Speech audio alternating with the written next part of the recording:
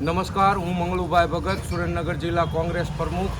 અત્યારે જે નગરપાલિકાનો પર્દાફાશ આપણે કરી રહ્યા છીએ એ બધો પર્દાફાશ આપણે પ્રૂફ સાથે એમને કરવાનો છે.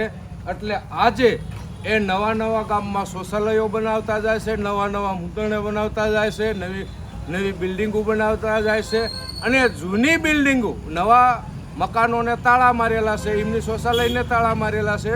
જે જૂનું બનાવેલું છે એ વસ્તુ પણ આજે આ પરિસ્થિતિમાં જૂની હાલતમાં પડેલું છે. આ લગભગ 10 વર્ષથી અહીંયા લગભગ મેં 4 વર્ષ પહેલાં પણ વિડીયો ઉતાર્યો હતો, આજ પણ ઉતારું છું.